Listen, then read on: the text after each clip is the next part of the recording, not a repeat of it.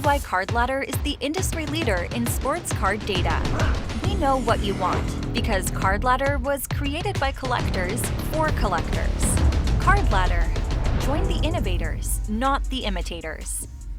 Hey guys, Brian with Cajun Cardboard coming at you from the great state of Louisiana, and we are finally at the finish line. Chris and I are going to give you our top 5 NBA basketball players of all time in order. Chris, I have a feeling there's going to be some pretty serious overlap at 1 through 4, although I don't think it's set in stone that they'll be in the same order. Yeah, and remember, I've got a curveball coming. Oh God, you got a curveball in the top 4. This is going to be, well, you're going to do all the talking on this video, which is very rare because usually I can't shut up, but you're going to do most of the talking if you've got a curveball. I don't know how you could throw a curveball when there's 4 fastballs staring you in the face, but we're about to see, we're about to see what you've got in store. Real quick, let's rehash our, for those who missed the last episode or just needed a refresher course, you should be watching these in consecutive nights. Last night, you should have watched numbers honorable mention in 10, 9, 8, 7, 6. And my 2 honorable mention were Hakeem Olajuwon and Curry somewhere in the 11, 12. And then Bill Russell at 10 for a million reasons. Kobe at 9, Duncan at 8, Shaq at 7, and then Larry Bird at 6. So give me you have 3 honorable mentions, and then give me your 10 through 6. Yep. So to recap really, really quickly, the methodology I used was total MVPs. I just added up every player's regular season MVPs, finals MVPs, and statistical MVPs. If you're curious how the statistical MVPs were calculated, go to my little spreadsheet website called thebestplayerontheplanet.com, TBPOTP.com. And you can see the spreadsheet and see how it was calculated. Did it using all of Basketball Reference's rate-based advanced statistics. Okay, so then here is how the list came out. I'm going to say the player and then how many total MVPs they had. 13 was Bob Pettit with 5. 12 was Giannis with 5. 11 was Curry with 5. Those are my honorable mentions. Last video, I talked about what the tiebreakers were that made these guys who all finished 5th rank before and after each other. 10th was Tim Duncan with 5. 9th was Bill Russell with 5. 8th was Magic Johnson with 6. 7th was Shaq with 8. 6th was Jokic with 9. That was my honorable mentions down to number 6. So you've already thrown one curveball. You're about to throw another curveball at us. Yeah. You strictly adhered to the total MVPs. I did. Okay, and like I said, it was this video series that inspired me to add the statistical MVP column because I was like, you know what, we can handle it. We can handle it here. Like, I'm not talking to a casual fan who's like, what's VORPs and like, I'm talking to real basketball fans here. Yeah. Okay. So anyway. Yeah, it's an amalgamation of so many statistics. I love that statistical MVP thing. That, in fact, I might even throw the other stuff out. I'm not a big ring guy, but rings matter. Rings are tiebreakers for me, and each ring's different depending on the era and the teammates and all that crap. But I digress. Okay, let's do it. Here we are. We got 5 through 1. You want to knock yours out first? You want me to knock mine out first? You tell me. Because mine and you, they're both implied by what we did last time. So, that's right. And yours is going to be Magic, and mine's going to be Bird. 100%. You got it. My number 5 is Magic Johnson. Your number 7 was Magic? Yep. I had Magic in 8th. He had 6 total MVPs. Yes. The thing that held him back, he got no statistical MVPs. He's not that guy, right? He's the stir that's he's the straw that stirred the drink. Yep. And it's evidenced, his lack of statistical MVPs is evidenced by a lot of his analytics, right? Like even his win shares are not really that impressive, exactly. 26th. His offensive win shares are 23rd. Defensive, he was just a guy. Win shares per 48 minutes, he gets a little stronger, right? He gets a little bit stronger. But what really distinguishes Magic from every other player that we've talked about in the top 10, and I don't know if you picked up on this, this is like a big, gigantic, like flashing red light. His usage rate is 22, which ranks him 241st all time.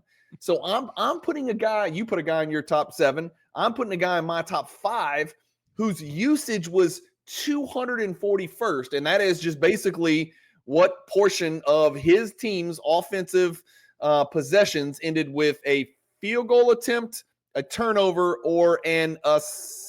assist. No, Not assist. Assist not is not assist. in Not usage. assist. Obviously, he'd be Yeah. way higher. Field goal attempt, turnover, or free throws, right? Free throw. Free throws. That's what it is. Okay. Like in comparison, like we'll get to Jordan, we'll get to LeBron. They're second and sixth all time in usage, right? Yeah. Kobe was like, I think first or something like that. Yeah. Magic Johnson's 241st. So the way he became number 5 on my list was drastically different, even than his nemesis, Larry Bird. It was just very drastically different the way he did his thing.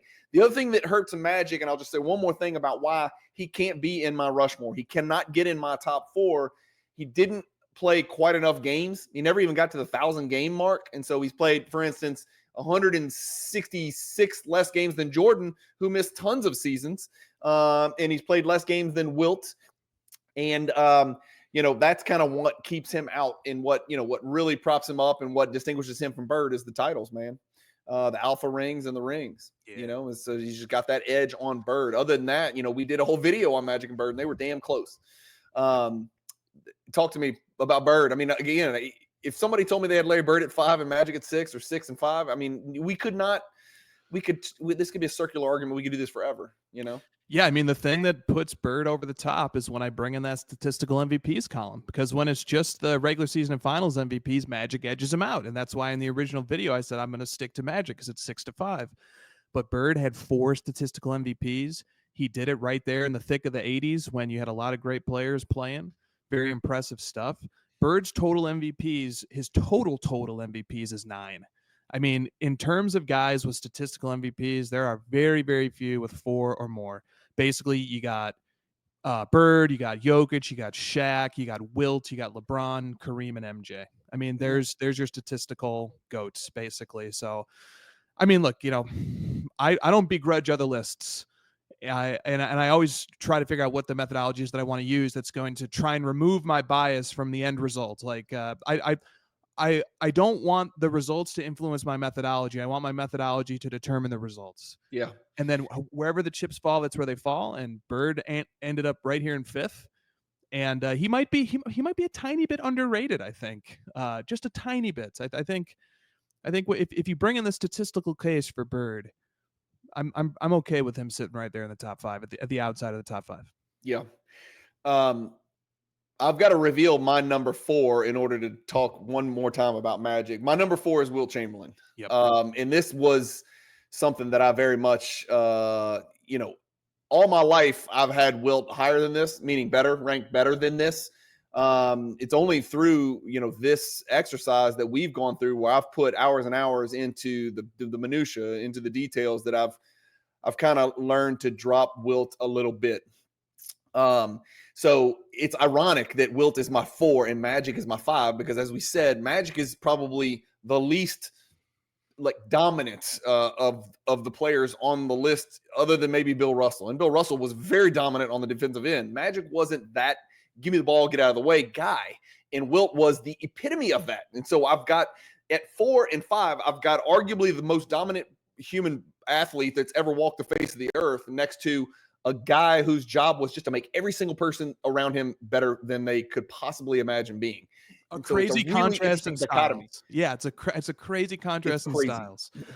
Yeah, it was funny. I remember doing the Kareem Wilt video and sort of I would love to go back and watch it again just to see your demeanor when you started, and then I know you came in with a ton of research, and then we talked it through, and then I really couldn't believe how you concluded on that. That was really fun. It was fun to do. I changed. I changed. So there's my 4. Wilt's my 4. You got a curveball coming. You're not yet. God, not yet.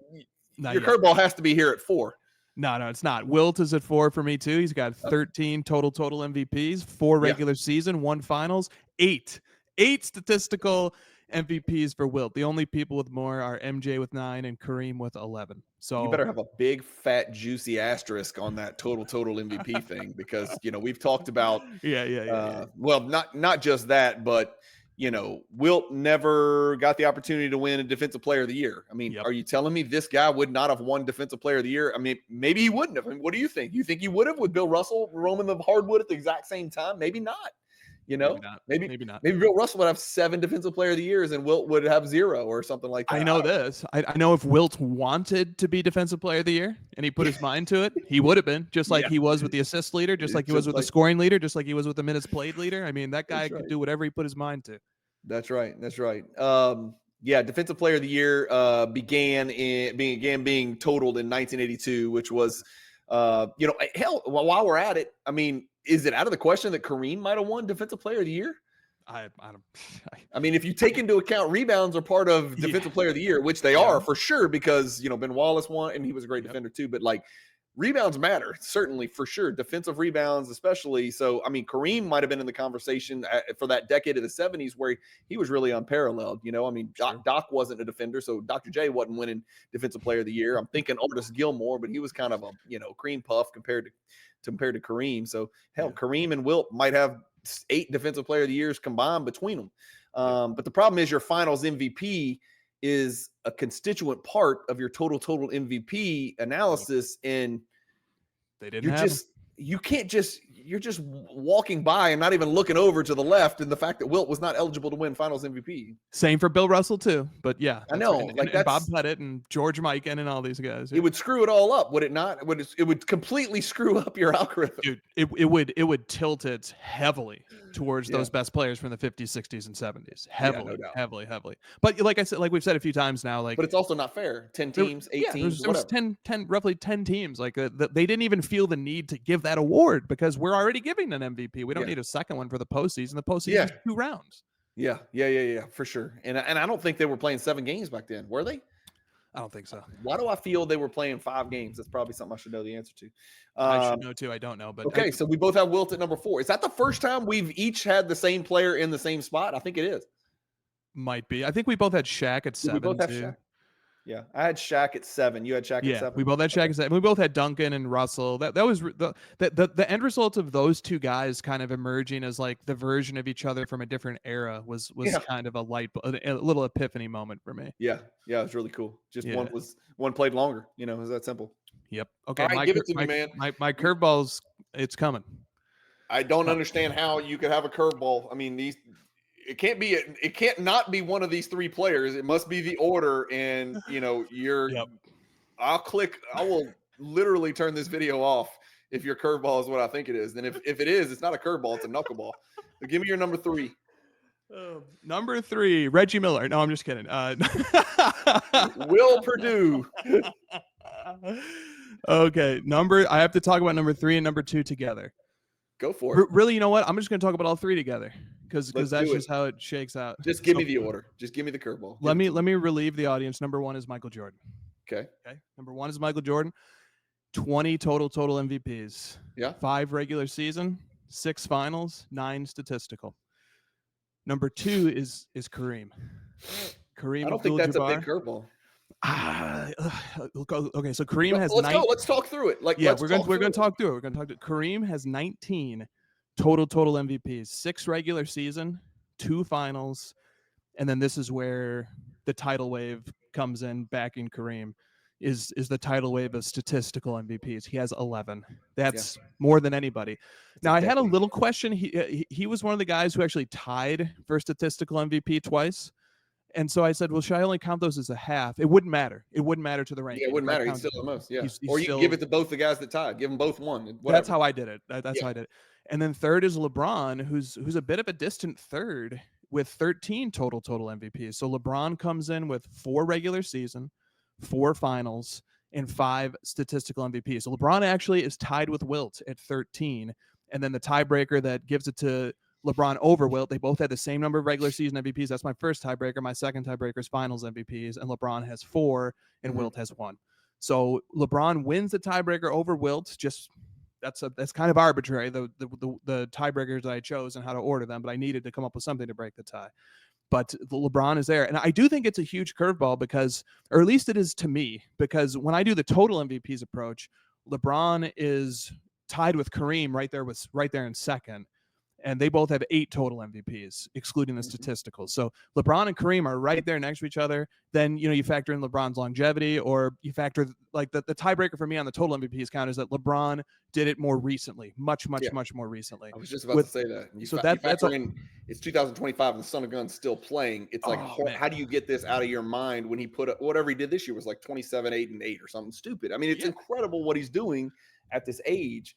It is. And the number of people like especially just given all that he's accomplished, given the era that he did it in, given the style that he did it in, the way he dominated the game, the intelligence with which he played the game, the athleticism, the combination of all those things. There's plenty of people who really think he's the best of all time. There's almost nobody, I think, who, well, I shouldn't say almost nobody, but there's few people who don't think he's one of the top two. So the total MVPs approach, delivering him in third, I do think that's tough. That's the statistical MVP approach is tough on him, and it's particularly because the guys surrounding him, Kareem and Wilt, played in eras where they were just so dominant, and they just like Kareem has 11 statistical MVPs. It's unreal. So anyway, what are your thoughts, Brian? Yeah, let me give you the okay. So my order is obviously Jordan, LeBron, Kareem, and let me give you the main reason that I dipped Kareem from, why I have him at 3, you have him at 2, and why he's flip-flop with LeBron. The main reason is it can be summarized into 3 letters. And the 3 letters are ABA.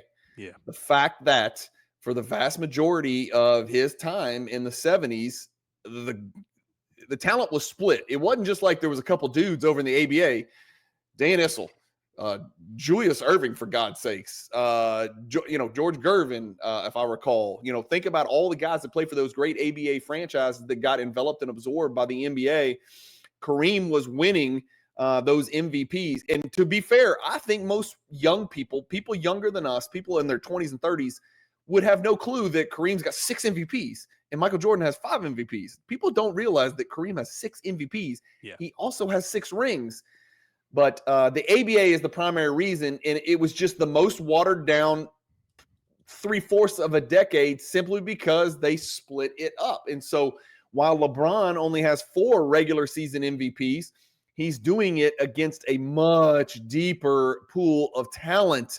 And he coincided. Who did Kareem coincide with? Well, not even really prime Dr. J, and not really prime other guys, right? He did it when it was nobody else there to challenge him. Whereas LeBron, let's just go back to 2003. You've still got prime Kobe. You've obviously got prime Duncan. Then you run into the Steph Curry era. Come on, man. He's trying to win MVPs amongst a bunch of sharks in the water, and Kareem's, flicking minnows off of him. He was the whale, man. He was the clear-cut, far and away whale back then. He didn't even have a Russell like Wilt did. Wilt had a Russell and a Pettit, at least. Kareem really didn't have a peer, in my opinion. You could argue Elgin Baylor, I guess. Oscar Robertson, maybe. But, man, 7'3", 7'2", with an unstoppable shot. And the way he did it, it's just not as sexy as LeBron. It's just not. Like when people play video games, they don't want to take the team with Kareem on it. They want to take the team with LeBron on it. He can do all kinds of stuff, and he can sit on the rim. Another thing is Kareem got 1 title without Magic. He does have 6. He got 1 without Magic. It's, again, you're splitting hairs here. They both did it forever. In my top 5 players, if you just look at the games that they've played, Chris, Jordan, 1,072, Wilt, 1,045, Magic didn't even get there, 906. And then you've got Kareem and LeBron, along with the Karl Malones and the Stocktons, dudes that just played 1,500 plus games, and LeBron is still going. And this number may not even be accurate. LeBron may be more than this, but I think this is up to date. 22 seasons for LeBron, 20 seasons for Kareem. Kareem was in the top 5 of MVP voting 3/4 of the seasons he played basketball, including the seasons he played where he was like 36, 37, 38, and 39, or however the hell old he was. Like, that's crazy to me. 15 out of 20 seasons he was top 5 MVP voting. When we do the metric that you liked, remember how we talked about how many all NBA teams plus all defensive teams? Yep. Those 2 guys together, 26 to 26. Unbelievable. So it doesn't get any closer than that. LeBron was a very good defender in his younger years. Defensive player of the year, like we said, I don't know if LeBron ever would have won one of those anyway, but He think felt Kareem like really, he should have gotten Marc Gasol's. LeBron has remarked that the year that Marc Gasol won yeah. DPOY, LeBron Just felt like knowing he should what have got Marc Gasol looks like, I do find it very hard to believe he won it. Yeah. defensive Yeah. MVP. Like he would be the most likely person just from the eye. You know, I love the eye test. Like from the Yeah. eye test, I'm like, oh, there's no way this guy could win defensive MVP. He could Right. win a competitive eating contest, but not defensive MVP. You know, so Let me say this, Brian. So yeah, if I wanted to build in an adjustment for the ABA, here's how I do it. I would just do it the same way the MLB does it, how there's a National League MVP and an American League MVP. So I would just say, okay, during the ABA years, whichever were those years that coincided with the NBA, the ABA had an MVP and the NBA had an MVP. And so I'm going to treat each of those MVPs as worth half, which isn't totally fair. But if I were to do that, if I were to treat statistical MVPs and regular season MVPs and finals MVPs as worth half, when there was basically these two different equal leagues that were diluting the talent pool, that would definitely move Kareem below LeBron. So yeah, that's a way to do it. That's a way to sort of make an era adjustment for the ABA stuff. And then, something else I was thinking is you were kind of talking about all the competition that LeBron faced. So looking at my list of 13, which includes the 3 honorable mentions, you have LeBron, and during his era, LeBron played against Jokic, he played against Shaq, he played against Tim Duncan, he played against Steph Curry, and he played against Giannis. He played, so that says that's 1, 2, 3, 4, 5. LeBron played against 5 of the other 12, basically. Yeah. Like his career overlapped with 5 of the other 12 that form up the top 13, including honorable mentions in my list. I mean, that alone is sort of a testament to the difficulty of the era that he played in. And then there's just the basic fact that like the league opened up to the world, and you have Joel Embiid, and you have Giannis, and you have Jokic, and you have Nowitzki, and you just there's so many guys, and LeBron had to play against all of them. yeah. And not only does LeBron have to play against the whole world, hell, I mean, Wilt didn't you have to play against black dudes for God's sake? Exactly. You know what I mean? It's like not only is it America only, it's like only white dudes in America. Yeah. So it's really fascinating when you throw all of these tidbits into a pot and try to make sense of it. I don't hate you for flip flopping those two, and I can see it, man. I don't know. It's tough, man. It's really tough. Tell me this. Is there anything, is it a net positive that LeBron has been to all these finals, but lost so many of them? Is that a net positive or is that a strike? Is that a check mark in his favor, or is that a strike against him? I'm going to give you my take. I think that's a humongous check mark in his favor. Mm-hmm. That means he drug his team there, and people are going to say the East is weak. It was weak, but somebody had to get there, and he was the only one that did it. And he did it for how many years in a row? 8, 9, 10, whatever. Yeah. I really think he deserves credit for that more so than blame. I'll say this. I think you're right. And I'll say that losing in the finals is way more impressive than losing in the first round or the second round or the third round. So if that's the comparison, if if somebody drops out early and then we just forget that they were even in, and then we penalize the guy for losing in the finals and we ignore the fact that somebody else lost in the first round, the second round, or the third round, I think it's definitely it's more impressive to lose in the finals than it is to lose in one of the earlier rounds, without a doubt. Yeah. To his credit, it's not as impressive as winning, though. The 2 years that Jordan lost to the Pistons, people, and again, I've got Jordan number 1. It's for me, it's not close. I've got Jordan 1 because he was the best in his prime and he's the best resume overall, in my personal opinion. But to give LeBron some credit, I mean, Jordan lost those 2 years to Detroit, and people still tout, well, Jordan's 6 for 6. Technically, yes, he is 6 for 6, right? But again, is it not better to drag your team up against a super team from Golden State and lose in the finals than it is to lose in maybe your conference finals?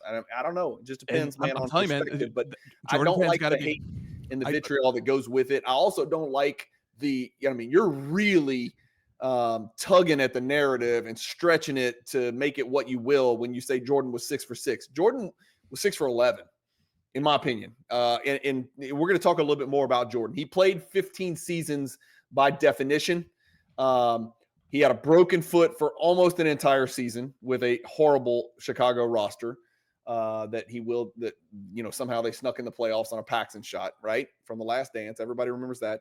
He had 15 games he played in the year he came back and had to face Magic and Penny. So if you take those two out, then he had the 2 Wizards seasons where, again, I mean, I don't want to say those seasons don't count, because when LeBron was that age, he was pushing for MVP and he was top 5 MVP voting. So they do count, but realistically, no one, you could have plugged anybody in the hell you want on those Wizards teams. Those teams weren't winning a damn thing. So really he had 11 opportunities to win a ring, and he won 6, man. 6 out of 11. I mean, nobody else is winning more than half except for a gentleman named William Russell. So that's it. Those 2 guys, the only guys that win, are more likely to win a title than to lose a title. Yeah. The way I look at it. Great points. And I think you're completely right to take the holistic, comprehensive approach. And you know, if we start like selectively excluding things, like we're only going to count how well Michael did in the finals, and we're not going to count how he did in all the other playoffs, and that's going to establish that somehow he has more of the clutch gene, or when the stage is the highest and the lights are the brightest, then that's when he really ascended, and somehow losing earlier doesn't really impact that analysis.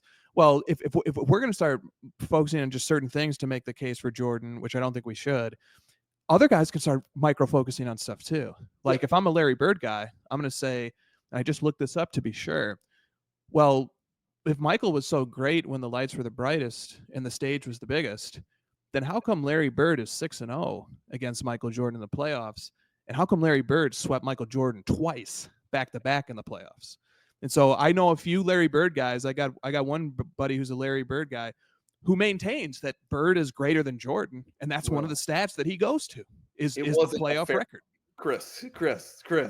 Well, you need to tell your friend that was not a fair fight. That's somebody bringing a cap gun to a gunfight. That's Brad Sellers, and fill in the blank. Whoever the hell was on Jordan, Orlando Woolridge versus Kevin McHale, Robert Parrish, Bill Walton, right. Dennis Johnson. I mean, well, that's the team of it all. That's the team of it all. So then it's like, well, Jordan did play on great teams, and the teams were great in part because Scottie Pippen was making $2 million a year because he took that contract. Huge part of it.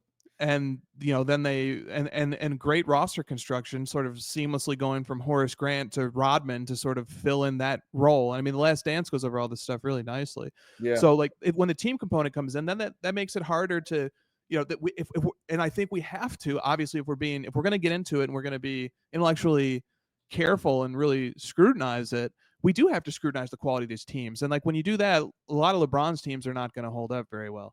Yeah. So that's why instead of micro focusing on just one thing and saying, well, this proves it, I like to look at the holistic. I like to look at the big picture. My way of approximating that is MVPs. Just my way of looking at that is how many times were you the best? And every season gives you 2 opportunities to be the best. Once in the regular season, and then once as the best player on the team that won the championship. And then I added the third one, the statistical MVPs.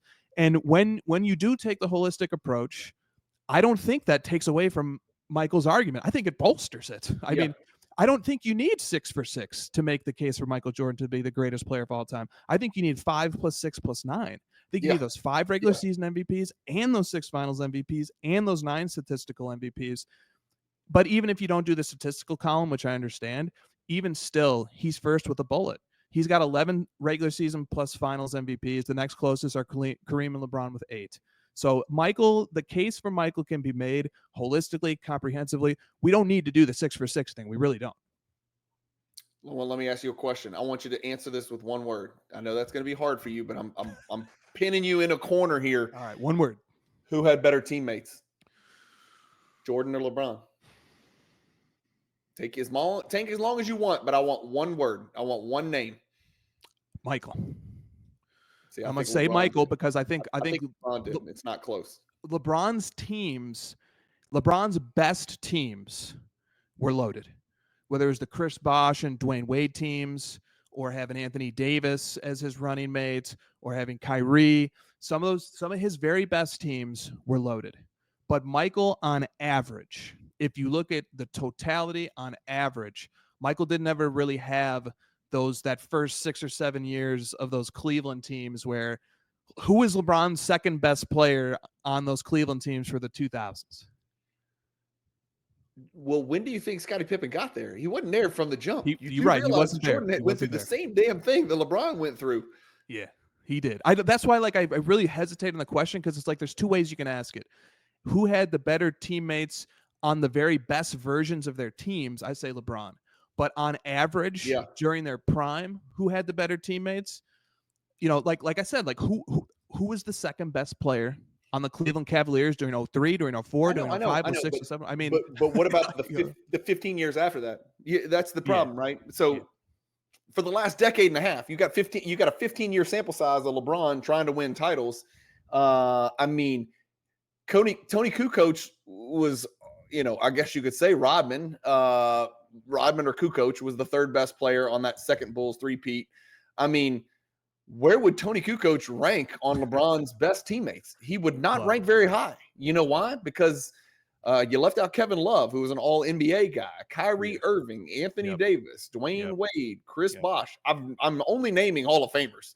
And you can throw Luka Doncic in there too. I mean, I don't want to be. That's creating a narrative, right? So we won't say that. Yeah, right? We don't want to do that. Well, look, what if we did like a quick impromptu list of the best teammates now? Because I think your argument is good. It's a good one. Well, you only go 4 deep, Chris, for Jordan. Yeah, like 3 deep, 3 teammates. If we started ranking them real quick, I'm just gonna fire from the hip here. It might be a little bit wrong. Probably first best teammate Anthony Davis or Dwayne Wade, and then maybe Kyrie. And then maybe you get to Pippen. You got Pippen ahead of Kyrie. Pippen ahead of Kyrie. I can see, okay. I know you hate Pippen. Look, you should have laid the foundation. Let's set that aside. I am more of a Pippen hater than most. Yeah. But I got Pippen up there. Okay, I'll put Pippen over Kyrie. But so basically we get to a point though where if you list the top 5 teammates that either guy had, it's going to be 4 from LeBron. It's going to be 1 from Jordan. No matter where you put Pippen. No matter what. The top end talent of it all: AD, Wade, Pippen, Kyrie, Love, Bosh, and then I don't know. Then maybe you start getting to the Rodmans. I don't know. But so if you think the top end is better for LeBron, when you go 20 deep, it's going to be LeBron 16 out of 20, Chris. It might be. You're making a good argument. You can put Bill Cartwright or an old ass Ron Harper. Will Purdue with Luke Longley. What are we doing here, Luke Steve Longley? Kerr, man. John Paxson. Brother, listen. B.J. Armstrong. You left out Big Z, man. You left out Zydrunas Ilgauskas. Ilgauskas, yeah. Larry Hughes. It's fascinating. Well, let me ask you one more question, and this is the question nobody's asking. And the reason nobody's asking it is because everybody's already decided they're either a Jordan guy or LeBron guy, right? Nobody's on the fence and saying, hey, let's just wait and see.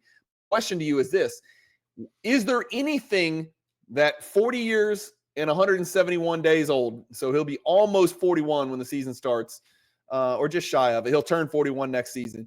Is there anything that LeBron James can do to change your choice of LeBron at 3? Can LeBron jump to 2? Can he jump to 1? Is there anything that LeBron James at age 41 could possibly do that he hasn't already done to change your mind, to sway you and move him up a spot or 2?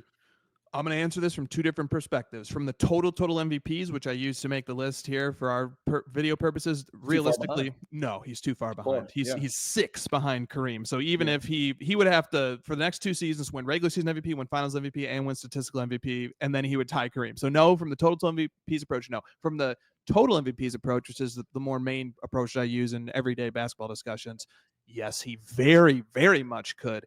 I'll tell you this. As a Luka fan, I think LeBron, had the Lakers somehow gotten to the finals and won this year, LeBron would have been live for finals MVP. He was playing very well during that first round. He had a very good regular season. He had a great season. I mean, he was live for finals MVP. And statistically, during that small sample size against the Timberwolves, and granted, Luka was sick for 2 of the 5 games, but he was the best statistical player, not only on the Lakers, but he was the 3rd by box plus minus. He is the 3rd highest ranking player in box plus minus in the entire playoffs for 2025. So LeBron was live for finals MVP, and that's all he needs. If LeBron gets 1 finals MVP here throughout the duration of his career, a Kareem style finals MVP in the late 80s, if you will, if he just gets 1, he breaks that tie with Kareem and he goes up to 2nd. And I'm not going to say it's impossible, because on total MVPs, you got MJ at 11, you got Kareem and LeBron at 8, and then Magic at 6. So I'm not going to say it's impossible for LeBron to somehow,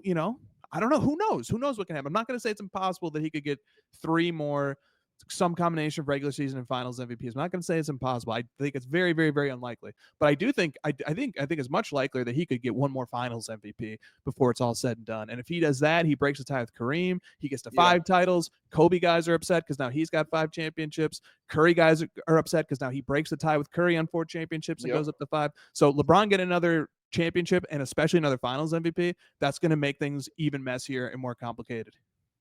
I can't believe he was 24, 8-8 on 51, 38, 78.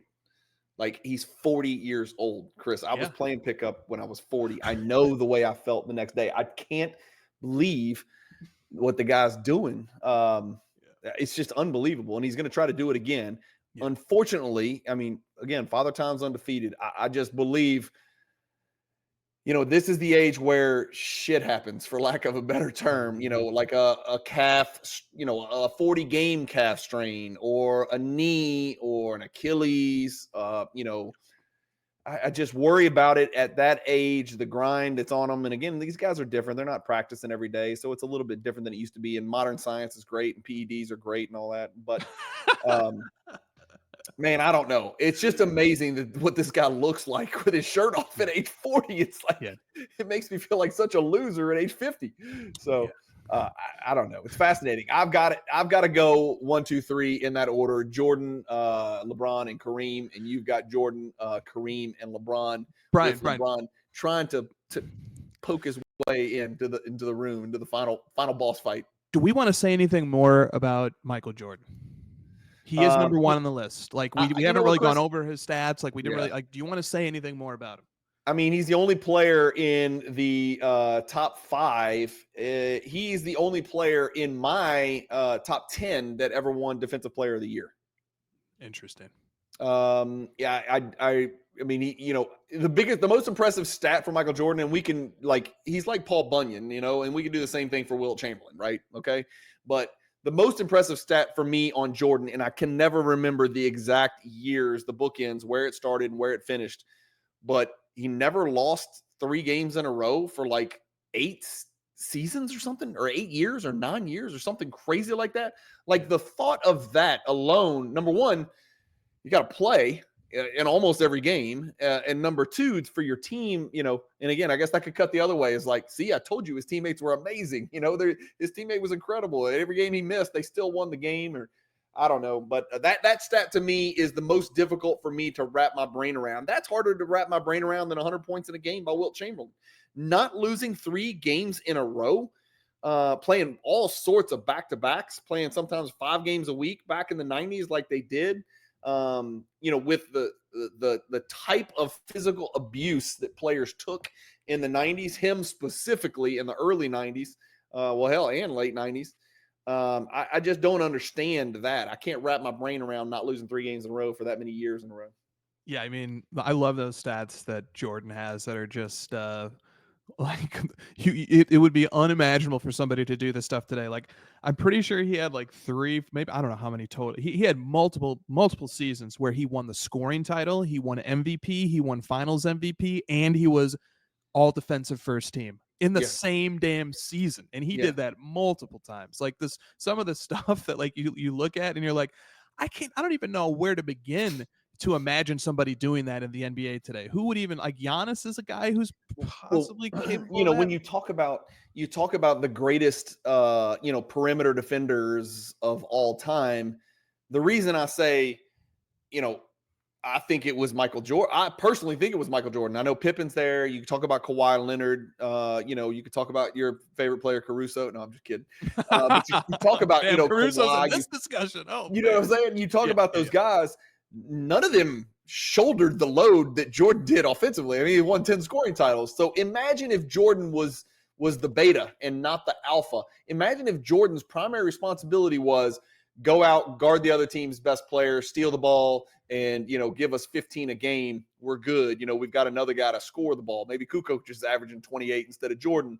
Imagine how incredible he could have been defensively. The level of energy, the level of consistency, the conditioning that this cat had to do what he did on the defensive end and make 9 all defensive teams and win Defensive Player of the Year at the same time, winning 10 scoring titles. That will absolutely, under no circumstances, ever be matched. That will never be matched. Nobody will ever have a 10-year stretch like that. No one's ever And going to do that. again, let's be very clear. That's with him taking 2 seasons off, where he was not eligible to win the scoring title and not eligible to make all defensive first team. It could very well be 11. He could very well have 11 all defensive teams. It's what that guy did, man. Titles. His legend has overtaken the facts on the ground. Like, oh, it's just Michael Jordan or Babe Ruth. But if you actually look, it's just like, step back, forget that it's Michael Jordan, put your hand over the name. This isn't Michael Jordan. This isn't, you don't know who it is. Just look at on paper what this guy did. Yeah. And like, to your point about offensive load, the offensive load that he carried in his final game in a Bulls uniform, which was game 6 of the 1998 NBA Finals, Michael Jordan scored 45 points. His team had 87. He scored more than half of his team's points to win the championship, and he made the game-winning shot. And it was in the NBA. And he stole it from Malone, right? His arch nemesis, that pedo. He had that steal, and he had 4 steals on the game. Like, I sometimes feel like to talk about Michael Jordan, I really just want to ignore that it's Michael Jordan. Forget the name. Just look at the resume. Really look at it. Forget the sneakers. Forget the cards. Forget the phenomenon of that he is culturally, and just look at what he did inside 94 by 50. And it's mind blowing. His resume is mind blowing. It makes me think we should try to collect his basketball cards. Yeah. That would be a good call. Yeah, there might be some long-term value there, because you know what I kept running into, Brian.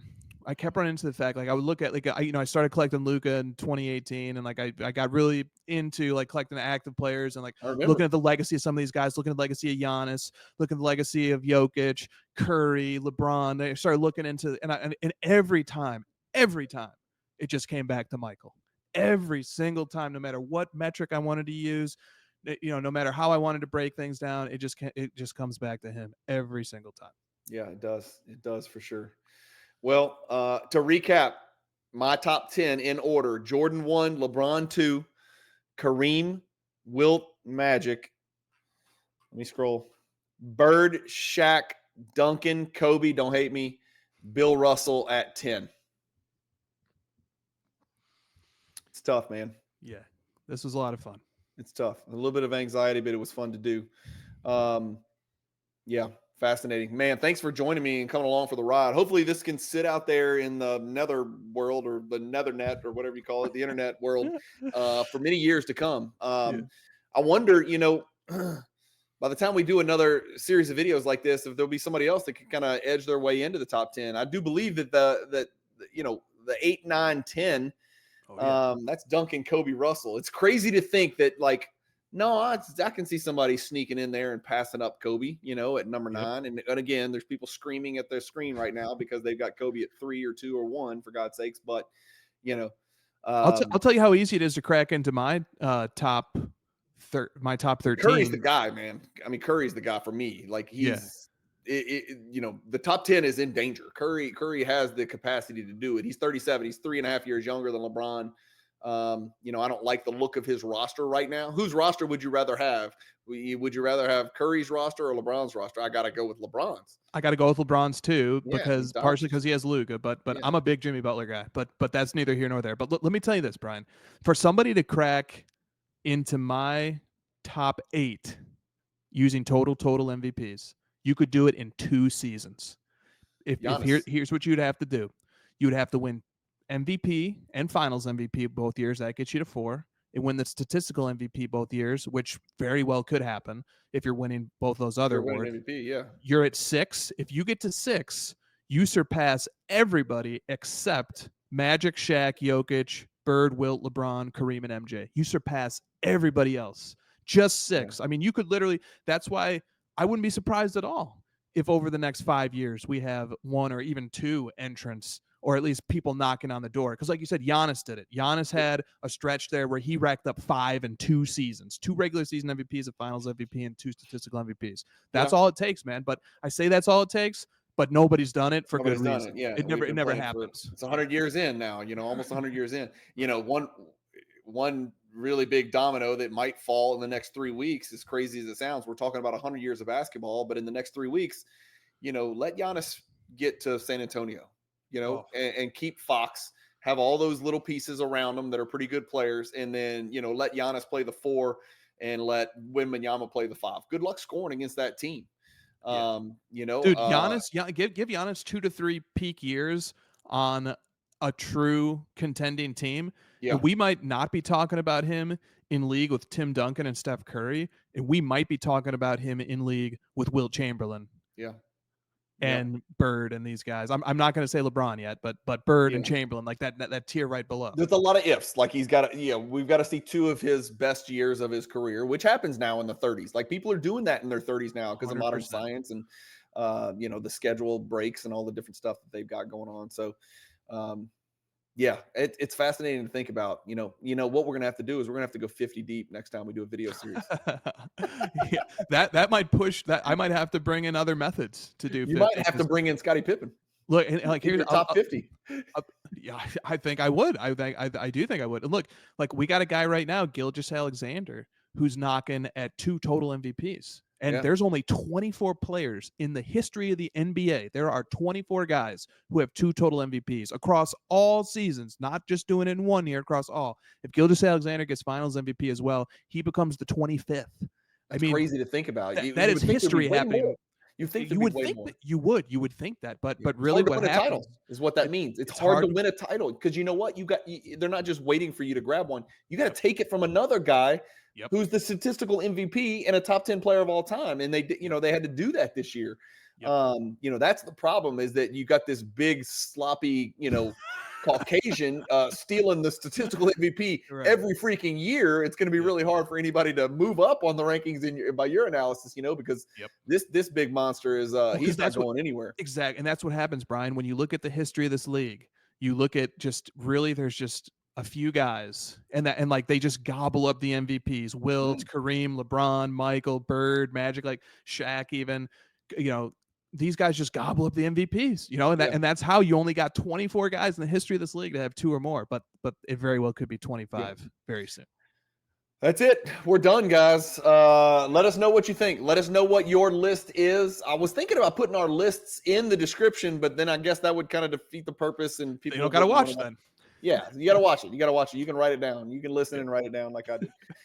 That's it, guys. Chris, thanks for joining, man. That was really fun. We'll come up with another topic. We'll do something else basketball related. I just had a brainstorm that we were talking about before I hit the record button. You're going to be heavily involved in that, by the way. I'm not asking. I'm telling. I'm happy to. I'll have Okay, to do a I'm lot of not research. asking. I like Yeah. doing research. Yeah. Yeah, I'm like the Army. I can draft you. I don't give you the option, right? This is not the modern NBA where players have all the control. I'm the GM, and you're going to do what I say. So I'm drafting your help on this next project that I'm about to embark on. Let's do it. Guys, thank y'all for watching. Thanks for coming along. We really do. I really do think that the comments section of this should blow up. And my suspicion is we'll be getting comments in the comment section of this video in 2034. And hopefully we can both still read them by then and we're all in good health. And who knows, maybe the top 10, maybe this video will sound really stupid by then because somebody will have emerged and snuck in here and just kind of bullied his way into the top 5. Thank you guys as always for watching. Chris, thanks for joining. Keep collecting, stay positive in the hobby, and peace.